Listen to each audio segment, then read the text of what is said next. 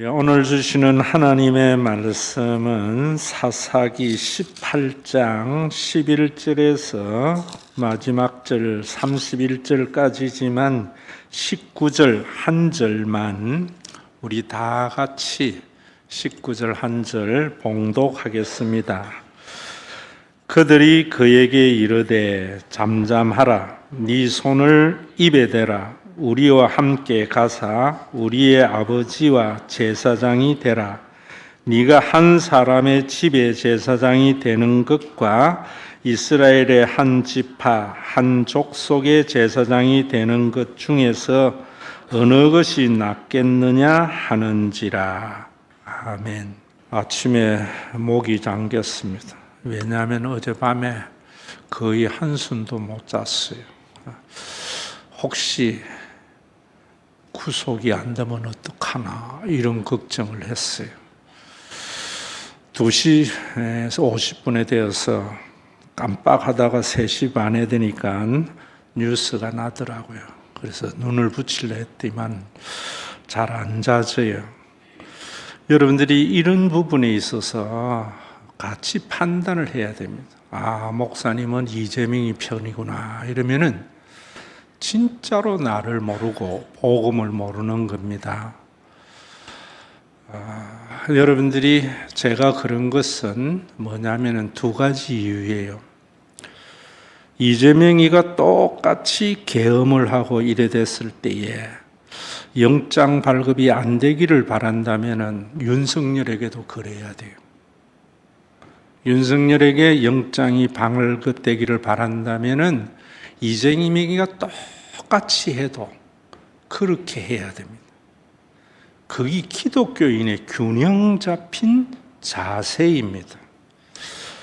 또 한 가지는 전 왜 그런 생각을 했는가 하면은 누구나 계엄은 잘못됐다 하는데 그 사람은 잘못됐다 안 해요.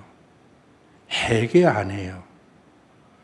그래서 구속이 안 되면은 그보다 똑같은 일을 일으킬 확률이 너무 많아요. 그래서 저는 두려웠던 겁니다. 여러분들이 내가 좋아하는 사람이니까 안 좋아하는 사람이니까 이런 가치 판단을 하면은 영이 없는 사람입니다. 제가 또 이런 말을 할 때에 목사님, 우리는 성경 말씀 들으러 왔지 정치 이야기 들으러 왔지 않았습니다. 이런 것은 굉장히 잘못된 전제가 여러분들 속에 있는 겁니다. 종교와 정치는 분리돼야 돼라고 이야기할 때에 어떤 의미냐 하는 것을 알아야 됩니다. 설교 시간에 정치 이야기나 세상 이야기 하지 말라는 게 아닙니다. 종교와 정치가 분리되라는 것은 이런 것 같아요. 옛날에 독재 시대 때 운동권 아이들이나 데모하다가 공권력에 의해서 도망을 갈 때 명동 성당에 들어가잖아요. 그러면은 백골단이 들어오지를 못해요. 왜? 종교의 신성함이 있기 때문에. 그게 정치와 종교의 분리지, 설교 시간에 정치나 사회 이야기 하지 말라는 게 아니에요. 기독교가 반성해야 되는 게 그때에 그 사람들이 세문안교회에 피했을 때 백골단이 그냥 문을 부수고 들어와서 잡아갔습니다. 우리 기독교가 그만큼 신성을 잃어버린 것에 대한 반성이 있어야 돼요. 그러면 정치 이야기를 할 때에 여러분들이 왜 그런 생각을 했는가 하면은 우리나라 개화 초기에 또 성경에 읽어보면은 다 세상의 정치에 빛이 되고 소금이 되는 역할을 하는 게 교회였습니다. 처음에 기독교가 전래되었을 때에도 한국은 그랬어요. 그래서 2천만 동포 가운데 2%가 되지 않는 교회를 중심으로 해서 3.1 운동이 일어난 거예요. 그래서 교회가 세상에 존경을 받았어요. 그래서 일본이 뭐 일본이 아니라 그 당시 정권이라도 괜찮아요. 정권이 교회가 늘 걸림돌이었어요. 그래서 그런 역할을 못하도록 선교사 추방령을 내렸다고요. 그런데 선교사들이 이제 교인 몇 명 안 되고 교회가 세워진 이 한국에 우리가 추방을 당하면은 교회 싹시 사라져 버려요. 그래서 조선 총독부하고 선교부가 합의를 한 게 뭐냐면 우리는 앞으로 사회 문제나 세상 이야기를 교회에서 안 하겠다. 죽으면 천국 가는 것만 이야기하겠다. 타협을 한 겁니다. 그래서 그 이후에 마치 교회가 그런 이야기를 하면은 사회 운동을 하면은 종교가 분리되지 못한 거룩하지 못한 모습이라는 게 만연되어지게 됐단 말입니다. 그럼 이런 이야기를 할 때 여러분들이 한 가지 조심해야 되는 게 정강훈이와 같이 이념이라든지 자기의 이익을 위해서 말하면 안 돼요. 절대로 목사는 어느 편들면 안 돼요. 복음적인 시각으로 보게 해야 돼요. 그래서 제가 여러분들에게 똑같이 이재명이가 탄핵을 하고 이런 일이 일어났을 때에 반대한다. 구속되는 걸. 그러면은 윤석열에게도 해야 돼요. 또 모든 사람이 잘못됐다고 생각하는데 자기 혼자 나는 정당하다고 이야기하면은 해계가 없는 거예요. 그런 사람들에게 편들면 안 된다 이 말입니다. 그래서 교회가 지금 신망을 잃어버린 거예요. 제대로 된 세상의 빛과 소금의 역할을 하지 못하는 것에 대해서. 그러면 여러분들이 이런 부분에서 이 정치나 이런 걸 탓할 필요도 없어요. 왜냐하면 여러분들이 이런 말씀을 잘 알아들어야 돼요. 제가 여러분들에게 하나님이 만드신 것은 가족과 교회고 그 외에는 전부 다 인간이 만든 것이다 라고 말을 하지요. 이렇게 알면은 지식이에요. 왜 이 말씀을 하는가 하면은 인간이 만든 모든 조직은요 시스템이 똑같아요. 가족하고 교회는 완전히 달라요. 그런데 교회가 인간이 만든 단체하고 똑같은 시스템을 가지게 되면은 교회에 영이 없는 죽은 종교가 되는 거예요. 여러분들이 인간이 만든 모든 조직의 시스템을 우리는 국가라든지 뭐 이런 이야기를 하면은 뭐 민주주의나 이런 생각만 해요. 모든 영적으로 보면 그 시스템이 조폭 세계하고 똑같다 이 말입니다. 인간이 만든 모든 공동체는 하나님이 만드신 공동체는 조폭 세계하고는 완전 다른 시스템을 가지고 있어요. 그래서 지난 주일 제가 여러분들에게 조폭은 어떻다 그랬어요? 보스가 권력을 가지는 거죠. 그 보스가 권력을 가지듯이 가정이 아버지가 권력을 가지면 조폭 세계, 하나님이 만드신 가정과 다른 거예요. 교회도 마찬가지입니다. 담임 목사가 권력을 가지게 되면은 조폭 세계와 같이 인간이 만든 죽은 종교가 되는 거다 이 말입니다. 그런 게 사사 시대인 거예요. 여러분 이 조폭의 두목의 힘은 어디서 나와요? 행동대장들이에요. 이 행동대장들의 힘은 행동대원들이 얼마나 많은가에 따라서 결정이 되어져요. 조폭이 왜 그런 힘을 가지고 조직을 늘리려고 하는가 하면은 나발이를 늘리려고, 더 많은 이권을 가지기 위해서. 그게 조폭 세계만이 아니고 여러분 회사도 보세요. 회사 오너가 권력을 가지고 영역을 확대하기 위해서 행동대장, 회사의 부장들이나 이사들에게 힘을 주잖아요. 부장과 이사들의 그 힘은 어디서 나와요? 사원들의 능력에 의해서 결정되잖아요. 똑같아요, 여러분. 국가도 마찬가지. 보스인 대통령에게 힘은 어디서 나와요? 장관들, 자기를 지지하는 국회의원들, 경호실에 있는 위에 두목들. 그들의 힘은 뭔가 하면 그들을 추종하는 세력. 또 어제 저녁에 내에 보니까 행동대장들이 누군가 하면 유튜버들이에요. 그 유튜버들이 조회수가 많은 것은 조직어른을 많이 거느리는 거거든요. 이번에 제가 이야기 들으니까 유튜브가 하루에 3천만 원, 4천만 원 버는 유튜브도 있고요. 이번에 계엄나고 3억, 4억 버는 유튜버들이 있어요. 그 힘은 뭐냐면은 그 유튜브를 보는 자들이거든요. 어제도 여러분 구속적부심이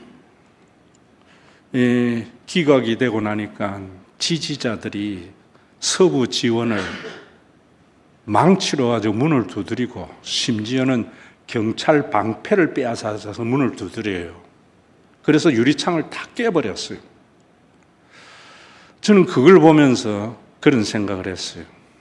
그 유튜버들이나 이 사람들이요, 그 앞에 나가서 행동 안 해요. 왜 지가 칼칠 맞은지를 합니까? 대원들 시키고 그것으로 인하여 내 이익만 챙기지요.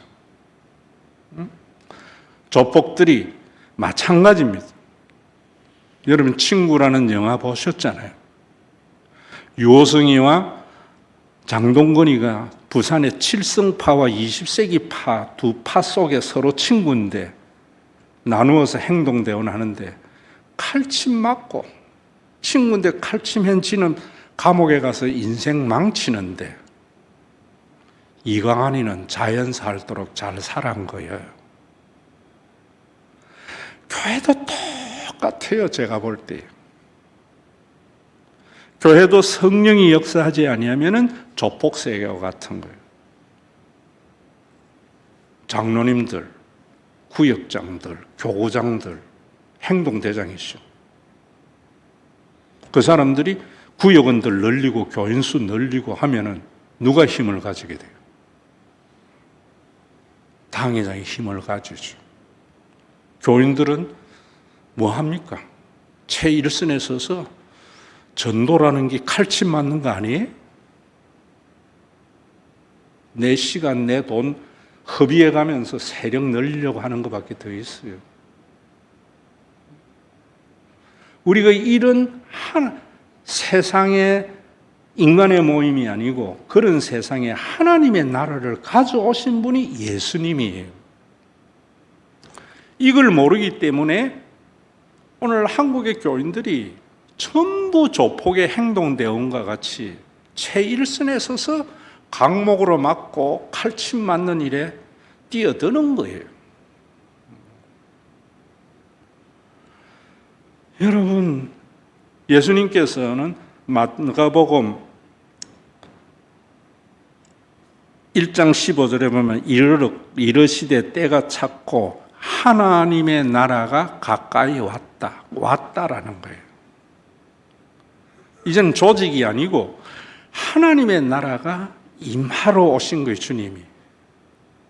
마태복음 12장 28절에도 보면은 귀신을 쫓아냈을 때 제가 바알세불의 힘을 입어서 귀신을 쫓아낸다 할 때 예수님이 그러나 내가 하나님의 성령을 힘입어 귀신을 쫓아내는 것이면은 왜 예수님이 귀신을 쫓아냈는가 하면은 하나님의 나라가 뭐라고요?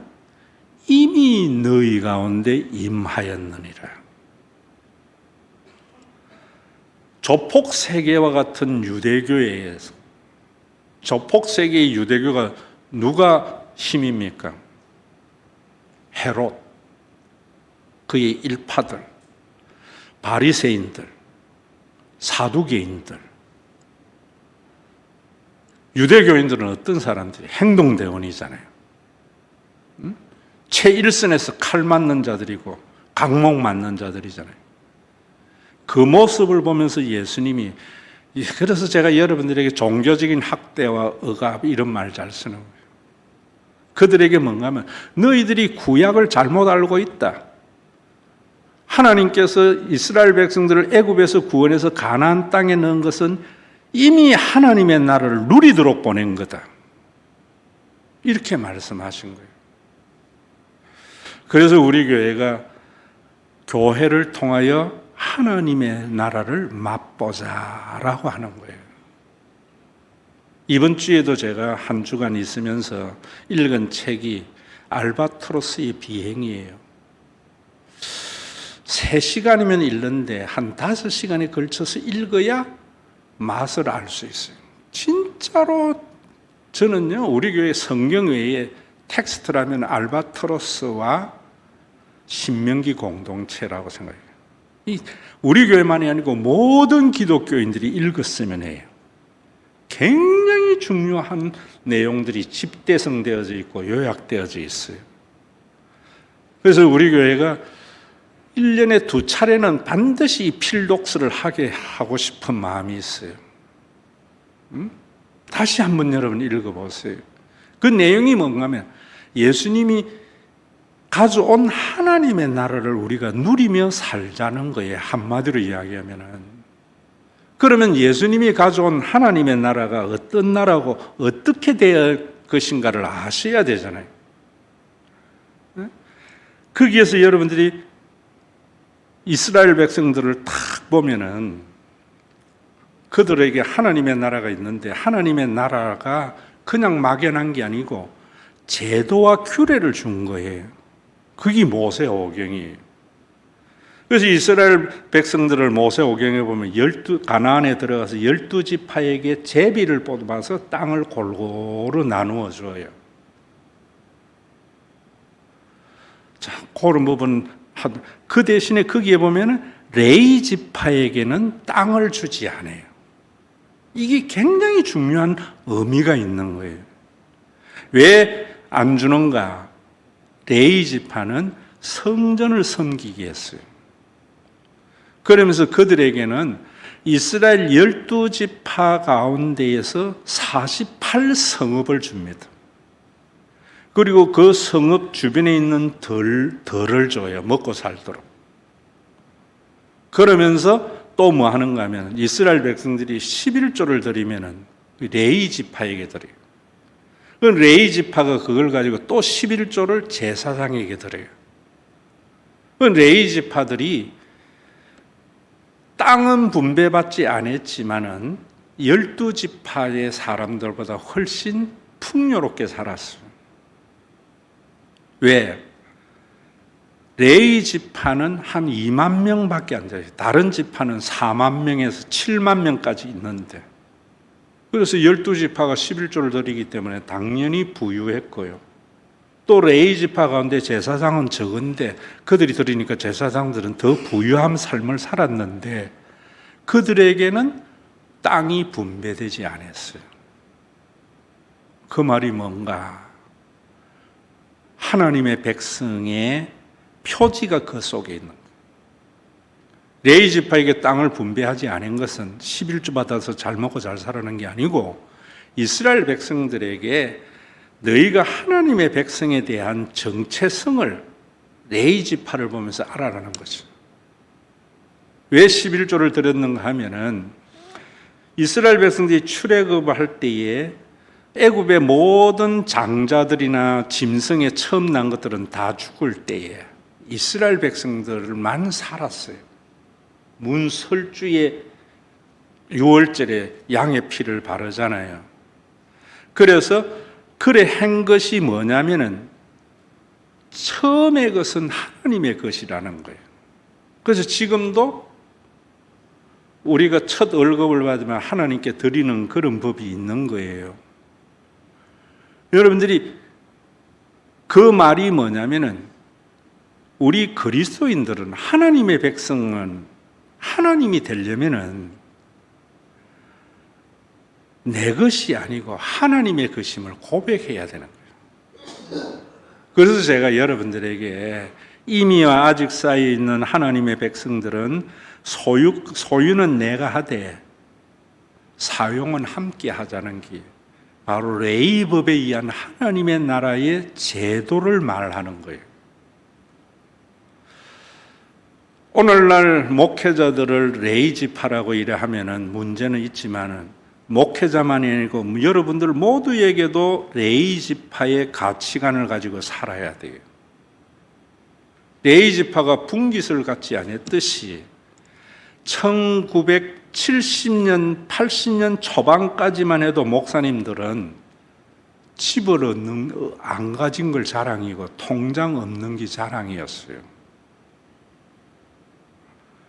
그러나 여러분들의 삶은 그런 게 아니에요. 이 부분은 또 내가 다음에 언제 한번 말할 기회가 있을 거예요. 하늘의 시민권을 가진 자의 삶을 빌립보서의 때 내가 다 했어요. 그런데 이 레위지파가 사사시대에 먹고 살 길이 없는 거예요. 그래서 떠돌아다녀요. 미가의 집에 와서 한 가정의 제사장이 되는 게 사사시대예요. 사사시대는 조폭과 같은 시대가 돼버린 거예요. 그런데 단지파가 원래는 남쪽에 분배받았는데 차지를 못해서 밀려서 북쪽으로 올라가요.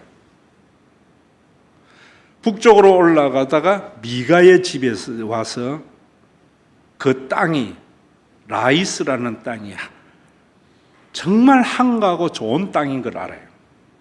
그걸 탈취하려고 해요. 그러면서도 신앙 가져야 되니까 그 가운데 레위지파, 미가에 있는 레위지파를 한번 보면서 제사장에게 한 말이 오늘 읽은 본문이에요.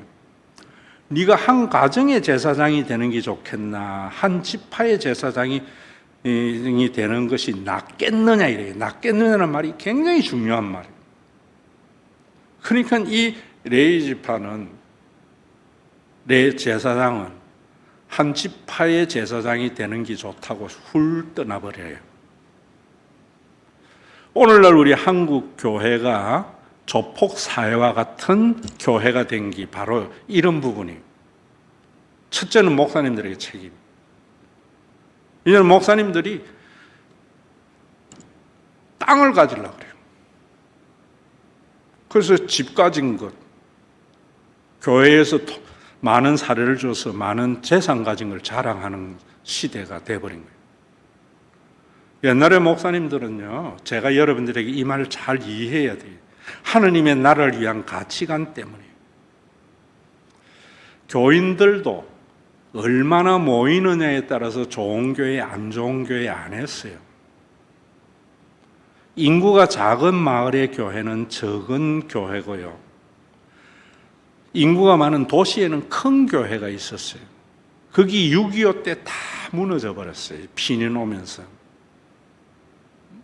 이런 걸 여러분들이 교회 사적으로도 알고 목사님들이라도 알아야 되는데 이런 걸 모르는 게 문제라고. 목사님들이 오늘 이 제사장과 같이 어느 교회 담임되는 것이 나에게 낫겠느냐 생각 안 했어요. 큰 교회에서 청빙한다고 얼씨구 가지 않았어요. 큰 교회 단이나 작은 교회 단이나 사례에 큰 차이는 없고 단지 어떤 차이가 있는가 하면 작은 교회는 사명이 뭐냐면 우리 목사님 생활비 드리는 게 목표예요. 그걸 교회의 존재의 이유로 삼았어요. 목회 성공은 목사님 사례만 드려도 목회 성공인 교회였어요. 그런 교회가 많지 않아서 목사님 생활해야 되니까 성미라는 제도를 도입해가지고 목사님들 살게 했고 이랬어요.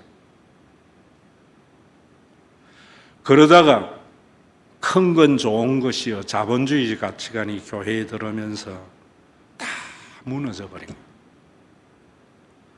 교회를 크게 하면 목사님 사례 좋게 드려야 되고 잘해야 되고, 교인들도 마찬가지. 여러분들이 진짜 조폭 사회는요, 보세요. 내가 나이트클럽을 맡는 게 행동대장이 수입이 좋을까? 노래방을 제가 관리하는 게 좋을까? 전부 그런 게 가치 판단의 기준이에요. 그들이나 여러분들이 내가 어떤 직업을 가져야 월급을 많이 가질 수 있을까? 그거 똑같은 거예요, 사실은. 교회는 그런 게 아니란 말이에요, 옛날에는. 그래서 제가 옛날에 이랜드 이야기도 했잖아요. 희생을 당하지 말라고 했지만 옛날에 80년대까지만 해도 월급 많이 주는 직장이 어딘가가 아니고 하나님이 나를 어느 직장으로 보내셨을까? 이게 선택의 기준이었어요. 이런 게 다 사라져버린 거예요. 한마디로 여러분들에게 이야기하면은 성령 받으면은 내 호주머니에 계산기를 던져버리는 거예요. 오늘날 조폭이나 유튜버들이나 세상의 모든 정치가들 보세요. 전부 계산기 가지고 두드려보고 어디 해야 내가 이익이 있는가? 하나님의 나라 없는 거예요. 목사님도 내가 어느 교회에 가야 나에게 이익이 있는가? 교인들도 어느 교회 가야지 내가 이익이 되는가? 옛날의 교회 교인들은요, 어디 가야 하나님 나를 필요한 교회입니까? 이게 선택의 기준이었어요. 예배 시간에 여러분들이 해야 하는 게 뭐냐면 계산기를 버리는 거예요. 나에게 어디에 이익이 있느냐? 제일 힘든 게 그거예요, 목회하면서. 기독교의 황금률이 있습니다. 성경 중에 황금률, 가장 가치 있는 율법. 옛날에 이거 굉장히 목사님들이 강조를 많이 했어요. 마태복음 7장 12절. 성경 구절대로 안 하고 여러분들이 공자가 한 이야기대로 할게요. 남이 나에게 해주고 싶은 대로 니도 남에게 해라. 여러분들이 살면서 계산기를 가지고 두드리면서 하는 게 아니고 남이 나에게 이래줬으면 하는 대로 해주는 게 하나님의 나라의 백성의 가치관이에요. 우리 교회에 이런 사람들이 있으면은 하나님의 나라 맛보는 거예요. 비로소 이미만 하나님의 나라를 경험하는 거예요. 여러분들이 살면서 어떤 일에 있어서 이런 생각하며 삽니까? 저 사람이 나에게 해주었으면 하는 대로 내가 해주려고 합니까? 계산기 두드려서 하죠. 영이 죽은 거지요. 이래 살면은요, 반드시 오래 살면은 배신감을 느껴요. 나 이거 몰랐어요, 옛날에는. 이 나이가 돼 보니까 알겠어요. 근데 왜 그래 살아야 되는가 하는 이야기도 오늘 여러분들이 가슴에 담아야 돼요. 제 아버지는 목사로서요, 참 보면은 진짜로 남에게 도움을 주면서 살아요, 평생. 교인들에게도 헌금 많이 하라 소리 안 해요. 어떻게든지 자기가 교인들 주려고 하고 그들이 형편을 헤아리고, 친척들에게도 그래요. 잘 나갈 때에는 친척들 아버지 안 찾더라고. 부도나고 망해서 갈 데 없으면 우리 집에 애들 다 맡기고 가요. 왜? 옛날에 목사님은 돈은 없었지만 사택은 줬거든요. 저는 그게 너무너무 싫었어요. 친척들이 와서 있는 것들이. 제 아버지는 합동측에서 정치 1번지로서 목사들을, 후배 목사들도 어떻게 하면은 길을 터줄까 했지 그들을 이용하지를 않았어요. 조폭두목과 같이. 제 아버지가 나가지 말라고 내가 그렇게 이야기했는데도 떠밀려서 이제 총회장 나갔을 때 최초로 돈 선거 시작됐어요. 20년, 30년 동안 아버지의 돌봄을 받았던 목사들이 돈 20만 원 봉투 주는 데 가면서 아버지 다 배신했어요. 그 충격으로 아버지가 돌아가셨지 않을까 생각하는 74세 돌아가셨는데요. 연세 드셔서 젊은 날에 아버지가 잘 불렀던 찬송이 나의 기쁨 나의 소망 되시는 예수님 때문에 늘 기뻐하고 좋아했어요. 말년에요 좋아한 찬송이 온 세상 날 버려도 주 예수 안 버려. 왜?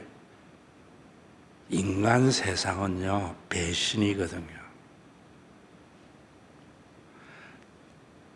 남이 나에게 해줬으면 하는 대로 해주는 게 아니에요. 해준 건 잊어버리고 준 것만 생각나는 게 죄인이거든요. 심근경색으로 보름 동안 병상에 누워서 있다 돌아가셨는데 멍하니 하늘을 쳐다보면서 입을 꾹 닫고 계신 아버지 생각났어요. 나는 그 의미를 몰랐는데 이 나이대가 알았어요. 참 섭섭했겠구나. 자식들이나 교인이나 후배 목사들에게. 제가 이 나이 돼 보니까 자식들에게 섭섭함이 많아요. 나는 100만 원, 200만 원을 쉽게 주는데 저한테 10만 원, 20만 원 받는 거는요 더럽고 아니 꼽고 그 섭섭함을 이기는 것이 딱 하나 있죠. 손자지요. 손자지요. 제 어머니가 나는 됐다. 네 새끼들에게는 잘해라. 굉장히 중요합니다, 여러분. 여러분들이 황금률에 의해서 살아갈 때에 반드시 이 싸움에서 이겨야 돼요. 어떻게 이기는가? 제가 섭섭한 마음 들 때 이래 생각해요. 내가 나를 생각해 보면은요, 내가 이렇게 편안하게 일생을 살 이유가 하나도 없는 사람인 것 같아요. 왜냐하면 나는요, 성질이 좀 더러워요. 좀 경우가 틀려도 봐줘야 되는데, 그게 얼굴에 나타나 버려요. 그래서 나는 항상 인생에 굴곡이 많을 것 같은데 참 편안하게 살았어요. 이 나이 내가 가만히 생각해 보니까 아버지와 내 장인의 덕인 것 같아요. 하나님은 결코 상을 잃지 아니하시는 하나님이 자식에게 주는 거구나. 그래서 걸음이라는 거예요. 여러분들도 어떤 삶을 살아야 되는 거예요? 저는 그렇게 생각해요. 여러분들의 자녀가 나이 70이 됐을 때 내가 인생을 이렇게 살 수 있었던 게 아버지 엄마의 덕이구나. 물려준 재산이 아니고 아버지 어머니가 덕을 베푼 결과이구나. 이런 삶을 사는 것이 신앙이니. 이게 세상의 조폭 세계하고 하나님이 만드신 교회와 가정의 차이예요. 오늘 여러분 이 주일날 이 격병기에 저는 우리 모두가 좀 그랬으면 싶어요. 내 후손들이 나중에 우리 아버지가 덕을 쌓았기 때문에 내가 그렇게 살 수 있었어. 조폭 사회는 그거 없습니다. 조폭 사회는. 그래서 너가 아버지 뭐 하나 하고 총발이 때리는 거예요.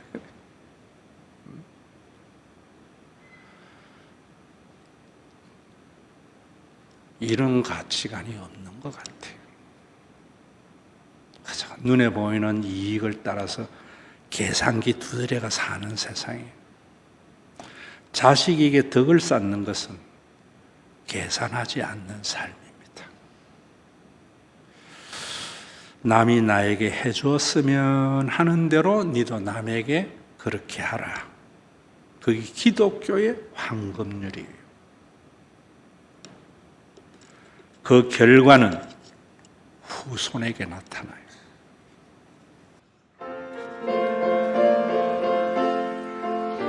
박수 치며 빠르게 하겠습니다. 내 진정 사모하는 친구가 되시는 구주 예수님은 아름다워라. 산 밑에 백합하여 빛나는 새벽별 주님 영원할 길 아주 없도다. 내 맘이 아플 적에 큰 위로 되시며 나 외로울 때 송 친구라. 주는 저 산 밑에 백합 빛나는 새벽별 이 땅 위에 비길 것이 없도다. 내 맘의 모든 염려 이 세상 고락도 주님 항상 같이 하여 주시고 시험을 당할 때에 악마의 계교를 적시 물리치사 나를 지키네. 온 세상 날 버려도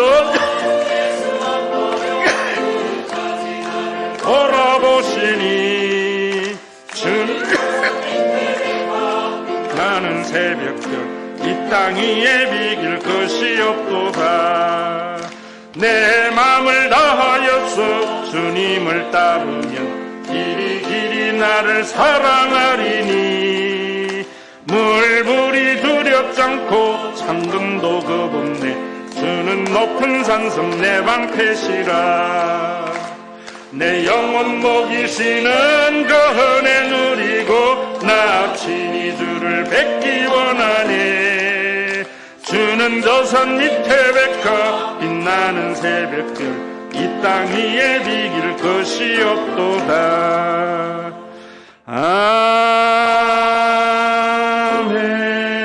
아멘. 주 예수 그리스도의 은혜와 아버지 하나님의 사랑하심과 성령님의 감동하심이 타도지 않고 품어주는 그 하나님의 사랑 앞에서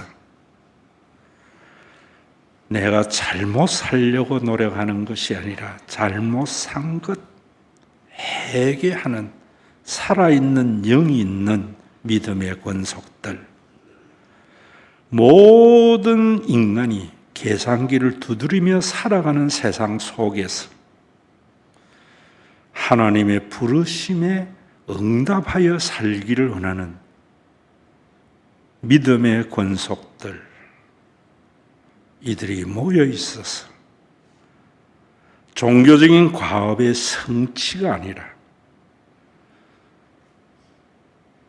완전히 이루어진 그 하나님의 나라를 맛을 보도록 이미 이루어진 그 하나님의 원리 앞에서 아직 이루어지지 않는 실제의 천국의 삶을 보여주기를 원하는 신과 회복 있는 교회 위에 온전한 하나님의 나라가 이루어지는 주님이 다시 오시는 그날, 언제인지는 모르지만 반드시 속히 오고 말 얼굴과 얼굴을 맞대어 아는